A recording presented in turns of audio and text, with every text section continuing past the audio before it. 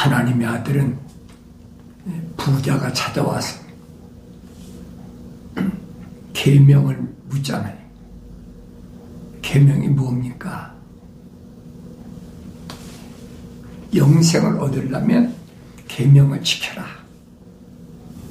영생에 대해 질문했을 때 하나님의 아들은 계명에 대해서 설명하잖아요. 계명 다 지켜라. 나 어렸을 때부터 계명 다 지켰습니다. 오늘날도 마찬가지예요. 계명이나 율법 얘기하면요, 그 율법주의자라고 정죄합니다. 예수님이 내 죄를 위해서 다 2000년 전에 용서하시고 다 사셨는데 왜 율법주의자, 율법을 또 들고 나오느냐? 왜 싫어하는 거예요? 이 하나님의 아들은 부자 청년에게 영생을 질문했을 때 계명을 지키라고 그랬는데 나 어렸을 때보다 다 지켰습니다. 이론을 지켰지.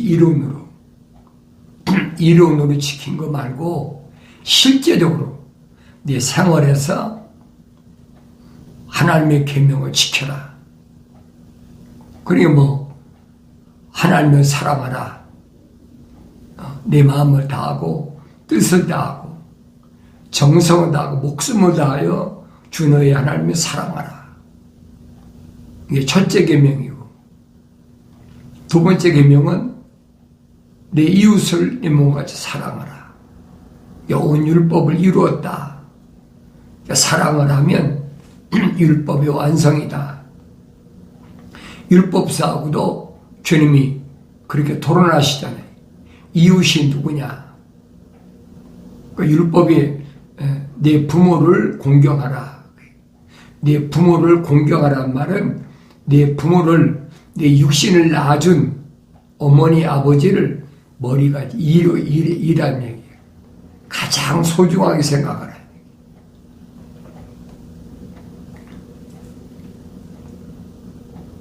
근데 그걸 깨닫지 못하잖아요. 사도 바울도 깨닫지 못했어요. 그가 성령 받고 깨달아서, 그래서 길리기아 다소에 가서 14년 동안 열심히 일해가지고 부모 봉양해 있잖아요. 자기가 왜 고향 가겠습니까? 고향 갈 이유가 없잖아요. 율법의 분명, 계명의 분명히 네 부모를 공경하라 그랬으니까 부모를 공경해야 될 거 아니에요. 이론이 아니잖아요. 실제적인 생활이라 이 말이에요. 하루 이틀이 아니잖아요. 14년 동안이나.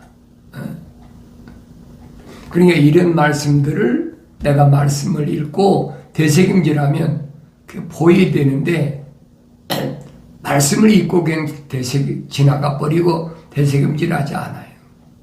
하나님의 아들도 마찬가지잖아요. 우리가 12살 때 예루살렘에 와서 제사장들과 말씀을 가지고 두루마리 성경을 가지고 토론하고 그러다 보니까 자기 집에 가는 것도 잊어버린 거예요.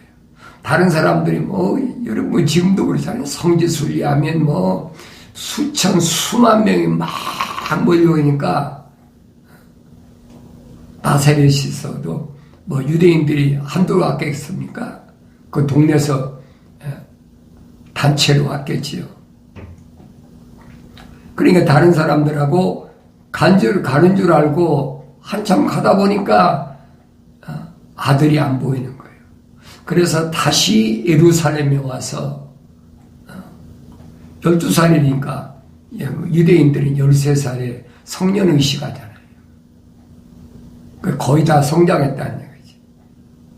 그러고 보니까 예루살렘의 성전에서 제사장들하고 하나님 말씀을 의논하고 있는 거예요. 나무라잖아요. 왜? 명절 끝났으면 빨리 집에 가지 안 가고 그랬냐. 내가 내 아버지 집에 있어야 될 걸 알지 모르십니까? 그래서 자기 어머니하고 아버지 따라서 고향 나사렛에 가서 몇 년 동안? 18년 동안 약 30세까지 열심히 부모를 공경했잖아요. 그러니까 하나님의 아들은 완벽하게 계명을 완벽하게 완수했다. 성경에 그게 보여야지요. 이론으로 부모를 공경하라. 이론으로 네 이웃을 내 몸같이 사랑하라. 이론이 아니에요. 실제적으로 누가 내 이웃인지, 실제적으로 내가 부모를 어떻게 공경해야 되는지, 실제적 사건이란 말이에요. 그런데 하나님 말씀을 그냥 건성건성 하늘 아래에서 살아가는 동안에 하나의 의뢰이 있어야 될 그런 내용으로 알고 실제하고는 거리가 멀거든요. 그거 아니란 얘기예요.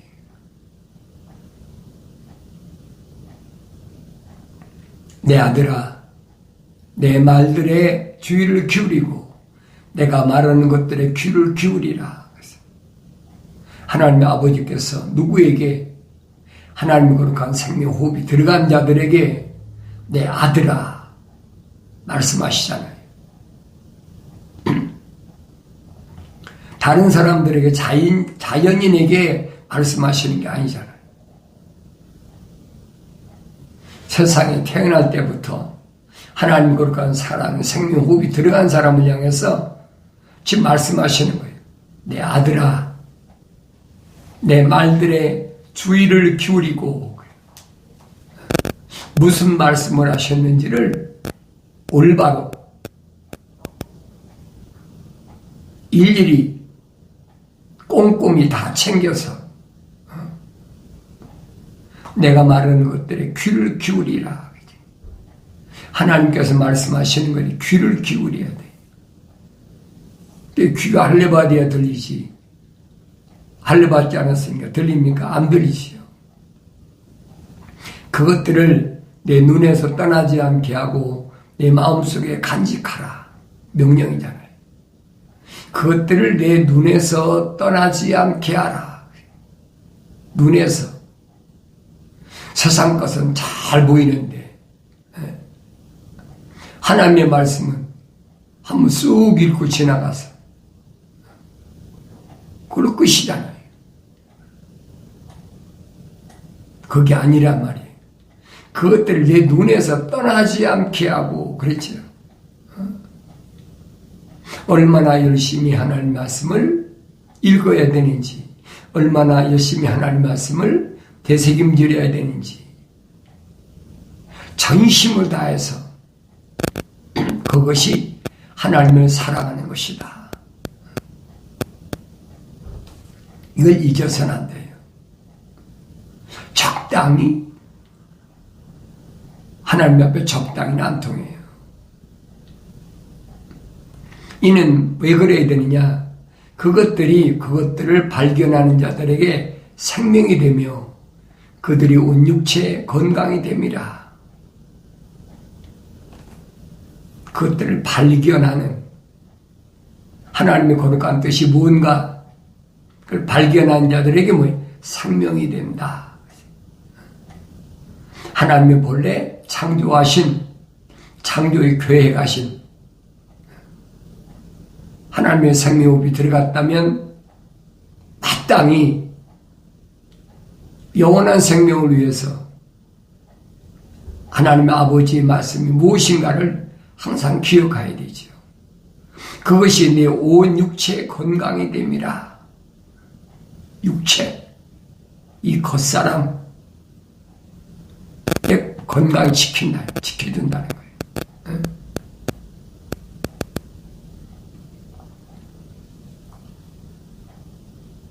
그런데 하나님의 거룩한 사랑의 호흡으로 지음받았더라도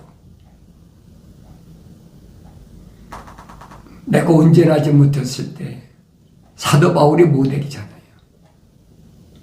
징계가 얼마나 따르면 사람마다 다 다르지요. 그러니까 똑같진 않아요. 사람마다 다르지. 그 요한계시록 가면 그러잖아요. 내가 사랑하는 자마다 책망하고 그랬죠. 책망했으면 그 다음에는 뭐가 징계가 따른다. 뭐에 대한 징계예요? 과거에 내가 성령 받지 못했을 때, 혼적인 사람이었을 때, 몰랐으니까 얼마나 많이 잘못을 저질렀겠습니까? 그거에 대한 대가는 반드시 받아야 된다는 거예요.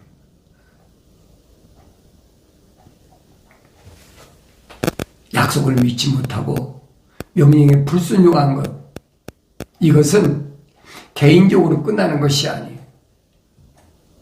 이스라엘 백성에도 보여주셔야 해요. 민족적으로도 반드시 징계를 받아야 된다. 그 징계가 남유다가 70년 바빌론으로 포로 잡혀간 거잖아요.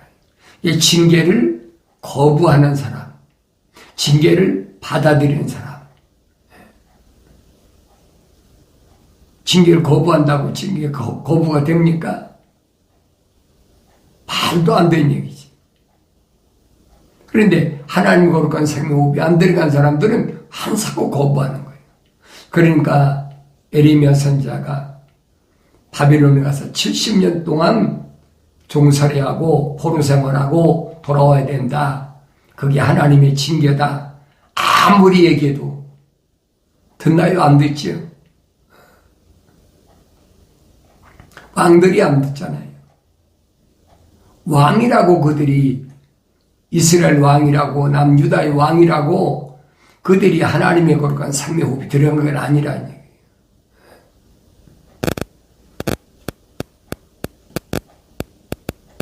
오히려 소년 다니엘이나 사드락, 메삭, 아벳노고 같은 네 소년들은 하나님의 거룩한 사랑의 생명호흡이 들어갔으니까 아멘하고 받아들이고 가잖아요. 남유다에 제사장도 있고 서기관도 있고 바리새인도 있는데 그들이 그 말 듣습니까? 안 듣잖아요. 한사코. 에레미야 선지자가 그렇게 애걸복걸하고 민족이 뭐 뻔하니까 멸망한다고 뻔하니까 제발 바빌론은 70년만 종살이하고 대가 치르고 징계받고 하나님 반드시 돌아오게 약속하셨다. 그거 믿으라고. 그거 믿나요? 안 믿죠? 오히려 거짓 선자들이 일어나가지고 하나님의 그럴 리 없다. 거룩한 백성을 어떻게 이방 나라에 포로 잡혀가게 했느냐. 그러면서 막 얼마나 선제 에레미야를 구박을 하고 폭행을 하고 물이 마른 우물에 가두고 별짓을 다 하잖아요. 뭐 왕은 또 옥에 가두고 아니 1차로 벌써 바벨론에서 침공을 해가지고 그때 다니엘하고 사드락 메삭 아벳노고 똑똑한 사람 다 잡아갔잖아요. 그걸 알면서도 거절하는 거예요. 이게 얼마나 답답한 얘기예요. 성경 자세히 읽어보세요.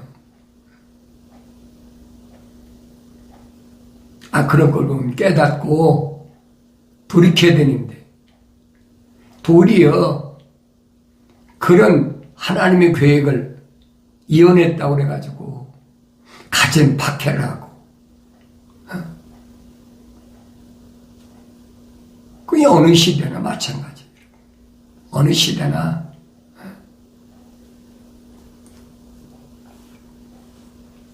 70년 만에 돌아오게 하겠다.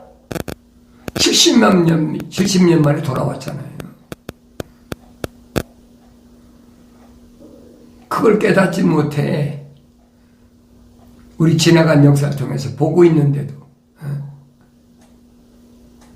열심을 다하여 내 마음을 지키라. 이는 삶의 문제들이 거기서 나옵니다. 열심을 다하여 내 마음을 지키라는 거예요. 왜? 삶의 문제들이 육신을 가리키는 게 아니에요. 육신 안에 있는 하나님의 거룩한 사랑의 생명호흡이 들어간 리빙 소울, 하나의 살아있는 혼이 된 그 사람이 멸망하느냐 멸망하지 않느냐, 그 문제들이 거기 있다는 거예요. 그게 들려져야 될 거 아닙니까? 완고한 입을 내게서 제거하고 사악한 입술을 내게서 멀리하라. 멀리할 게 뭔가? 완고한 입술, 사악한 입술, 이거 멀리하고 제거하라는 거예요. 내 눈으로 바로 보게 하며 내 눈꺼풀로 내 앞을 곧게 보게 하라. 내 눈으로 바로 보게 하라. 반듯한 직선길, 하나님의 아들이 열어놓으신 직선길, 그 길을 보여줘야 돼요. 그러면 그 길은 험난하고 고달프고 힘들고 배고프고 그런 길인데 왜 그 길을 가느냐? 그 길 아니어도 얼마든지 갈 수 있는 길이 있는데 거기 하늘 아래 종교란 말이에요. 내 눈으로 바로 보게 하며, 그랬죠? 바로 보게 하라. 삐뚤어지지 않고 바로 보게 하라. 내 눈꺼풀로 내 앞을 곧게 보게 하라. 지도자 여호수아에게 천사에게 뭐랍니까? 좌로나 우로나 치우치지 말라. 바르게 가라는 거예요. 네 발이 가는 길을 잘 살펴 네 모든 길을 굳게 세우라. 네 발이 어느 길로 가는지 너 스스로 잘 살펴보라. 이게 구부러진 길인가? 이게 잘못된 길인가? 이게 주님 가신 길이 아니고 넓은 길인가? 이 길이 주님 가신 좁은 길인가? 좁은 문을 향해서 가는 길인가? 내가 알아야 될 거 아닙니까? 오른편이나 왼편으로 돌이키지 말고 내 발을 악에서 떠나게 하라. 오른편이나 왼편이나 흔들리지 말라는 거예요. 악에서 떠나게 하라. 악이 뭡니까? 악은 하나님의 약속을 믿지 못하고 하나님의 명령을 거절하는 거예요. 이게 악이란 말이에요. 하나님의 명령을 어떻게 피조물이, 창조주 하나님의 명령을 거절합니까? 사도 바울이 말하잖아요. 하나님 거룩한 사랑의 생명호흡이 들어간 자들은 하나님의 명령에는 아멘만 있지 아니요가 있을 수가 없다. 예만 있지 아니요가 있을 수 없다. 근데 우리는 하나님 말씀을 읽고 하나님의 약속에도 믿을지 안 믿을지는 내게 무슨 고난이 있는 줄 알고, 내가 하나님의 명령을 순종하고 순종하지 않는 것은 내게 고난이 있는 줄 알고, 그건 여러분 하나님의 생명호흡이 안 들어간 사람, 자연인은 얼마든지 그런 거예요. 그러나 하나님의 거룩한 생명의 사랑의 호흡이 들어온 사람은 절대 안 된다는 얘기예요. 반드시 하나님의 약속만 믿고 하나님의 명령에 절대 순종해야 된다는 거예요. 그러니까 성경은 아무나 가지고 다니고 아무나 필서도 하고 아무나 암송도 하고 다 하지만은 하나님 거룩한 생명호흡이 들어간 사람 아니면 성경이 필요한 책이 아니에요. 그럼 하나님 거룩한 책은, 성경은 나에게 필요한 책인가 아닌가? 내게 영생이 필요하면 반드시 성경이 필요하죠. 왜? 거룩한 책이니까. 근데 자연인에게는 필요가 없어요. 왜 그래? 내가 피조물의 노력으로, 피조물의 힘으로, 피조물이 가진 어떤 재력이나 하늘 아래 어떤 정치적인 빽줄로 내 이름이 하늘의 생명책에 기록할 수 없기 때문에 그래. 기록이 안 되는 거예요. 기록된 사람은 알지요. 혼적인 사람은 뭐랍니까? 성령을 받을 수 없다는 사실을 사도 바울이 설명하잖아요. 고린도 지방에 보낸 편지에서 확실하게 사도 바울이 설명하는 것이 바로 그겁니다. 아무도 하나님의 말씀을 떠나서는 우리가 하나님의 생명의 말씀 속에 적응할 수가 없다는 거예요. 하나님의 말씀,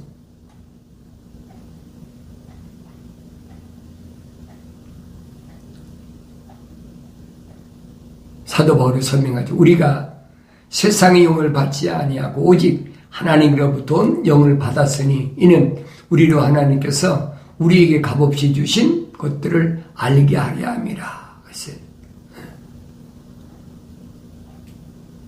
하나님의 생명의 영을 받지 않았다. 세상의 영을 받지 않았다. 세상의 영을 받지 않았으니까 하나님의 거룩한 생명의 영, 성령을 받은 거지요. 그러니까 이런 말씀을 내가 올바로 깨달아야만이 흔들리지 않는다. 사도 바울이 1년 반 동안 우상이 가득 차워 있는 고린도 지역에 가서 복음 전하잖아요.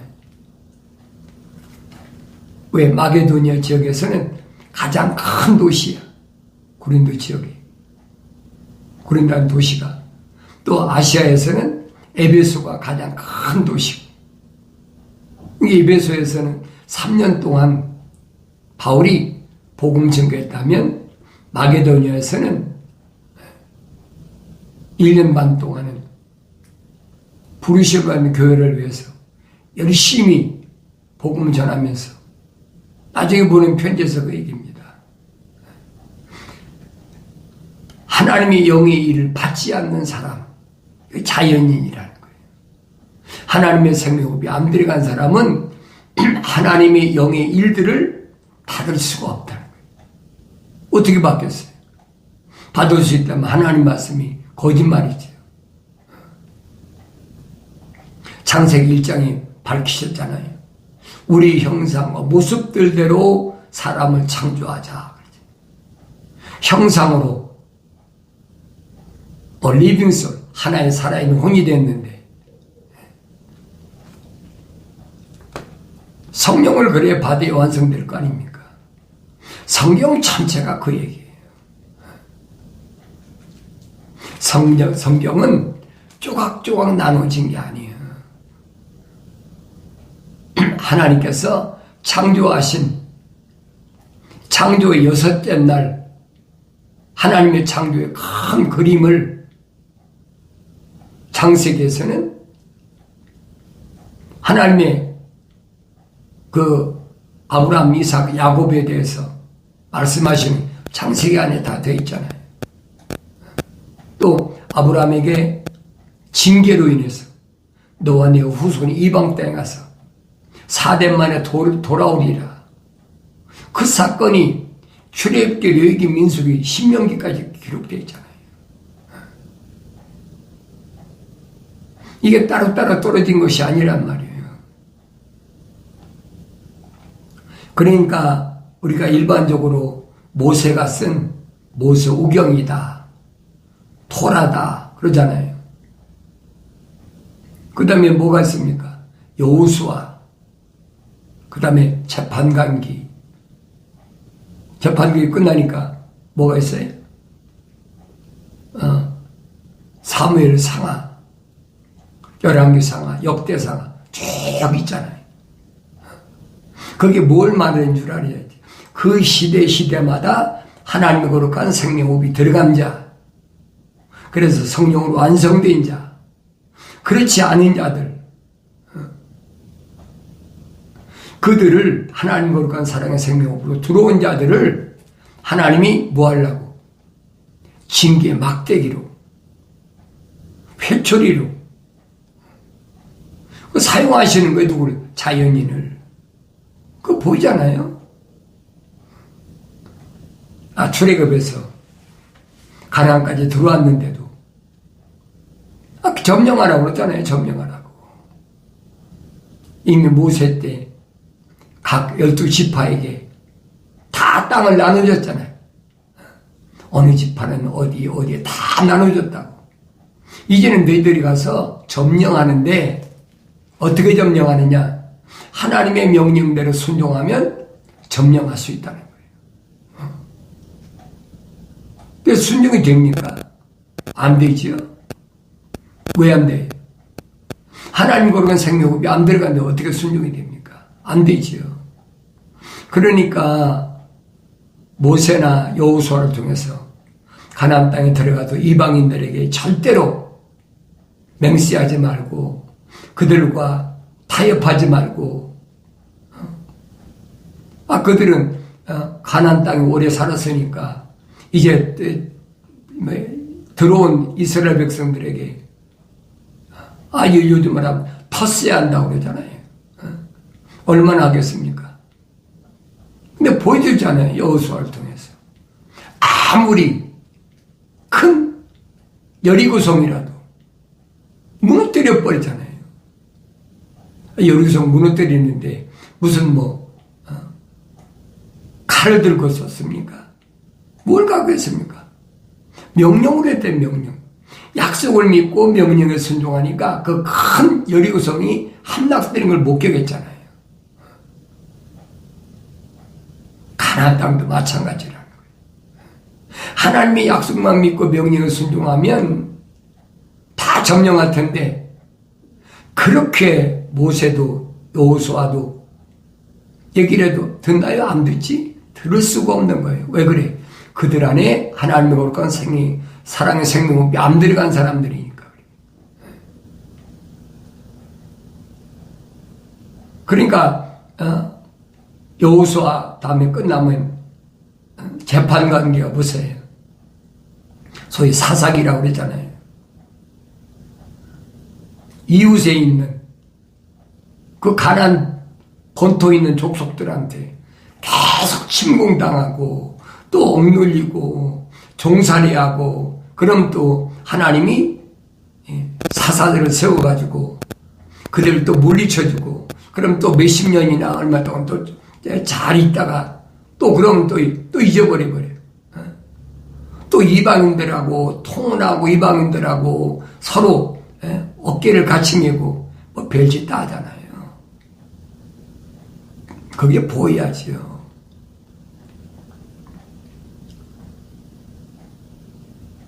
하나님의 약속을 믿지 못하고 명령에 불순종했을 때 무엇이 찾아오나 그거 보여준 거예요.